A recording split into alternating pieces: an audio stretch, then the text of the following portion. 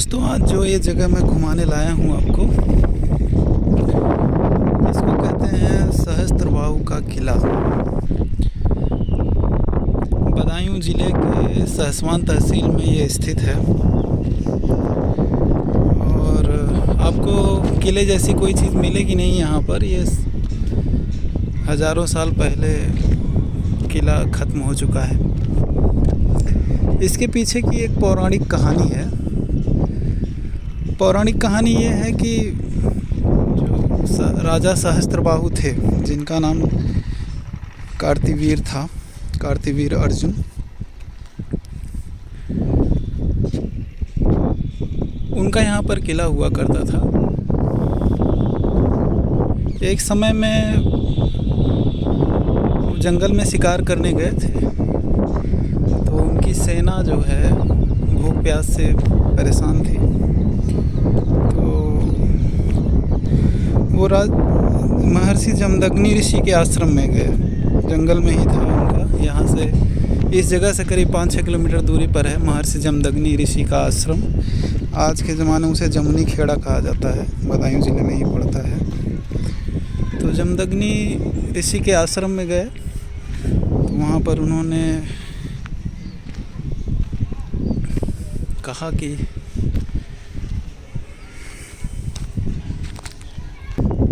उन्होंने महर्षि से रिक्वेस्ट किया कि उनके सैनिकों को खाना और पानी दिया जाए। तो महर्षि जमदग्नि ऋषि ने जो उनके पास गाय थी, कामधेनु गाय, तो उस कामधेनु गाय की सहायता से तुरंत ही सैनिकों के लिए खाने और पीने का प्रबंध कर दिया। तो इससे जो है सहस्त्रबाहु जो कार्तिवीर अर्जुन थे, उनको बहुत आश्चर्य हुआ और उन्होंने महर्षि जमदग्नि से कहा कि भाई कामधेनु गाय हमें आप दे दीजिए। जमदग्नि ऋषि ने तो जाहिर सी बात है मना कर दिया कि नहीं, मैं नहीं दे पाऊँगा। तो इससे उनके मन में लोभ पैदा हुआ सहस्त्रबाहु के, और उन्होंने जो है ज़बरदस्ती कामधेनु गाय को जमदग्नि ऋषि से छीन के इस जगह पर लेकर के आ गए। ये जो इनका किला है, सहस्त्रबाहु का किला, इस जगह पर लेकर के आ गए। जमदग्नि ऋषि और उनकी पत्नी रेणुका, उनके पुत्र थे भगवान परशुराम, जो भगवान विष्णु के अवतार भी माने जाते हैं। तो भगवान परशुराम ने जब ये बात सुनी और अपने पिता के अपमान का बदला लेने के लिए उन्होंने सहस्त्रबाहु से गाय वापस मांगी, जो कि इन्होंने मना कर दिया कि मैं नहीं दूंगा सहस्त्रबाहु ने। तो उन्होंने राजा सहस्त्रबाहु का वध कर दिया और उनके किले वगैरह को भी ध्वस्त कर दिया। ये जो जगह आप देख रहे हैं, ये उनके किले के ही भग्नावशेष हैं। ये बहुत ही ऊंचाई पर है ये टीला। हज़ारों साल पहले यहाँ पर कोई किला रहा होगा, आज तो केवल टीला बचा हुआ है। लोकल्स जो हैं यहाँ पर इसको कोट कहते हैं। और सहसवान जो नाम पड़ा है इस जगह का, वो राजा सहस्त्रबाहु के नाम पे ही पड़ा है। राजा सहस्त्रबाहु के नाम से ही ये सहसवान इस जगह का नाम पड़ा है। वर्तमान में ये जो है बहुत ही मुस्लिम बहुल इलाका है। ये जो सामने आप ये जो जगह देख रहे हैं, जहाँ पर सारे खेत हैं, यहाँ पर पहले कभी झील हुआ करती थी। इसको ठंड झील कहते थे। और ये ठंड झील जो है करीब 4-5 किलोमीटर में फैली हुई थी।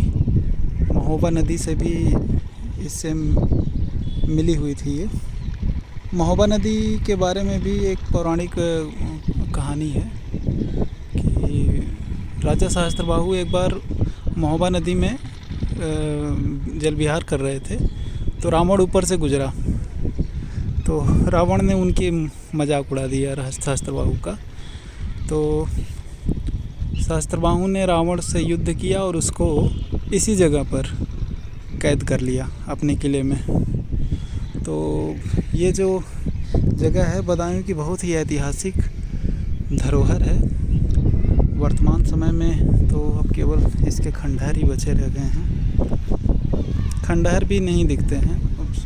नगर पालिका ने यहाँ पर ये पहाड़ी जो ऊंचाई पर है इस पे गोल पार्क जैसा बना दिया है और यहाँ से आप जो है चढ़ाई करके ऊपर आ सकते हैं। ये पूरा इलाका आप देख सकते हैं। अगर कभी आप आएँ बदायूं तो इस जगह पर आना ना भूलें। ये हमारी पौराणिक किंवदंतियों से जुड़ा हुआ जगह है।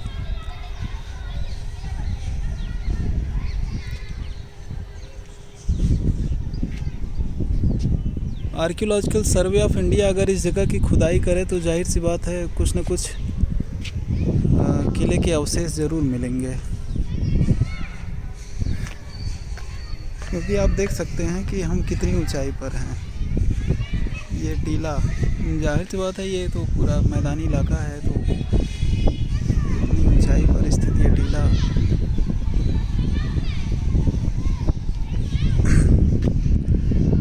नॉर्मल बात नहीं है इस जगह पे।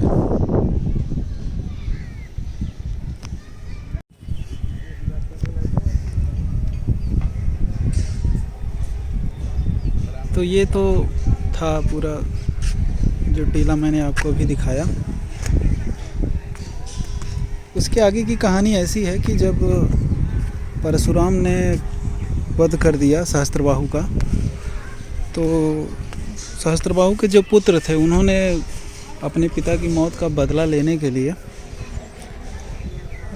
महर्षि जमदग्नि का वध कर दिया। और जब ये बात उनको पता चली भगवान परशुराम को, तो उनको इतना गुस्सा आया कि उन्होंने पूरी पृथ्वी को क्षत्रियों से खाली कर दिया। मतलब क्षत्रियों का पूरा नरसंहार कर दिया, एक तरीके से कहा जाए तो ये है वो जगह, सहस्त्रबाहु का किला। बहुत ही अच्छी जगह है। हालांकि जब आप सासवान के मेन रोड से यहाँ तक आएंगे तो बहुत सकरी गलियाँ हैं और बहुत सेफ़ रास्ता तो नहीं, मतलब कि बहुत टेढ़े मेढ़े सकरे रास्ते हैं। 4 व्हीलर भी बहुत मुश्किल से ही आ पाता है, लेकिन एक बार आएँ आप लोग यहाँ पर।